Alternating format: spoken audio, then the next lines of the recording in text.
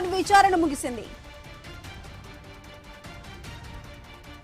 Nampally police station లో బాల్క సుమన్ విచారణ ముగిసింది. 7 గంటల పాటు విచారించి అరెస్ట్ చేశారు.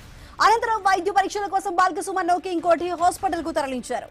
వైద్య పరీక్షలు పూర్తయిన తర్వాత ఆయన్ను కోర్టులో హాజరుపరిచే అవకాశం ఉంది.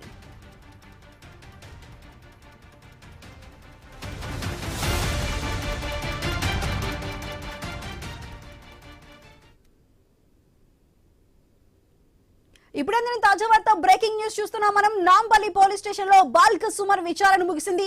7 గంటల పాటు విచారించి అనంతరం అరెస్ట్ చేశారు. ఇప్పుడు వైద్య పరీక్షల కోసం బాల్క సుమన్ కింగ్కోఠి హాస్పిటల్ కు తరలించారు. అయితే వైద్య పరీక్షలు పూర్తయిన తర్వాత ఆయన్ను కోర్టులో హాజరుపరిచే అవకాశం ఉంది.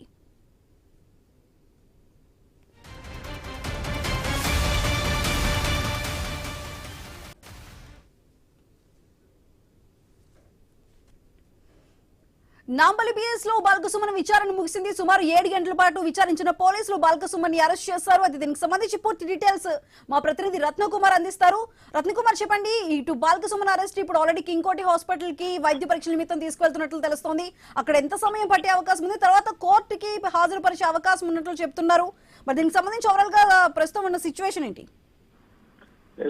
సుధా, కొద్దిసేపటి క్రితమే బీఆర్ఎస్ నేత బాల్క సుమన్ విచారణ ముగిసింది. నాంపల్లి పోలీస్ స్టేషన్ లో దాదాపు 7 గంటల పాటు ఖైరతాబాద్ జోన్ డీసీపీ శిల్పవల్లి ఆధ్వర్యంలో విచారణ జరిగింది. విచారణ అనంతరం వైద్య పరీక్షల నిమిత్తం బాల్క సుమన్ ను కింగ్కోఠి ఆసుపత్రికి తరలించారు. ప్రస్తుతం వైద్య పరీక్షలు నిర్వహిస్తూ ఉన్నారు.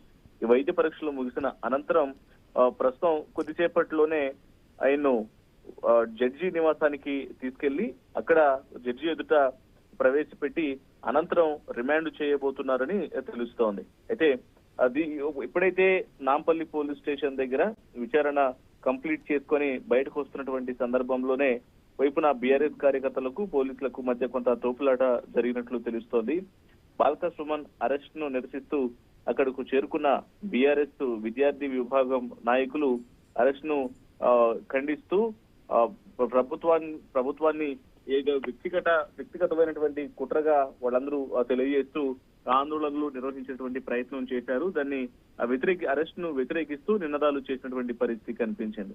ఇక మరికొద్ది సేపట్లోనే ఆయన్ను అంటే ప్రస్తుతం కోర్టు సమయం అనేది కంప్లీట్ అవుతుంది కాబట్టి జడ్జి నివాసానికి తీసుకెళ్లి అక్కడ జడ్జి ఎదుట హాజరుపరిచి అనంతరం రిమాండ్ కు తరలించే అవకాశాలే కనిపిస్తున్నాయి. అయితే బీఆర్ఎస్ సెల్ అడ్వకేట్స్ మాత్రం ఈ యొక్క రిమాండ్ చేయటాన్ని ఛాలెంజ్ చేసేటువంటి అవకాశాలు అయితే ఉంటాయి.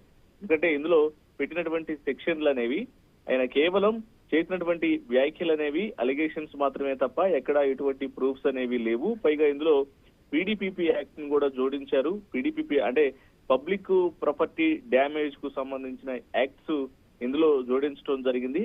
ఎటువంటి అంటే కేవలం మాటలతో అంటే ఒక తెలంగాణ భవన్ లో జరిగినటువంటి ఒక సమావేశంలోని మాటలను తీసుకొని ఇందులో అనేక రకాల సెక్షన్లు వ్యక్తిగతంగా కుట్రపూరితంగా ఆయన పైన బాల్క సుమన్ పైన నమోదు చేయడం జరిగింది. కాబట్టి వాటన్నిటినీ కోర్టులో అంటే జడ్జి ఎదుట వాటన్నిటిని కూడా తిప్పికొట్టి రిమాండ్ ను సవాల్ చేస్తామంటూ బీఆర్ఎస్ అడ్వకేట్లు తెలియజేస్తూ ఉన్నారు. మరి ఆయన రిమాండ్ విధిస్తారా లేకపోతే వీళ్ళు ఛాలెంజ్ చేసిన దాన్ని బట్టి రిమాండ్ ను న్యాయమూర్తి రిజెక్ట్ చేస్తారా అనేది మరికొద్ది సేపట్లోనే తెలిసేటువంటి అవకాశాలు ఉన్నాయి. ప్రస్తుతం అయితే కోఠి ఆసుపత్రిలో ఇటు కింగ్కోఠి ఆసుపత్రిలో వైద్య పరీక్షలు నిర్వహిస్తూ ఉన్నారు. సుధా.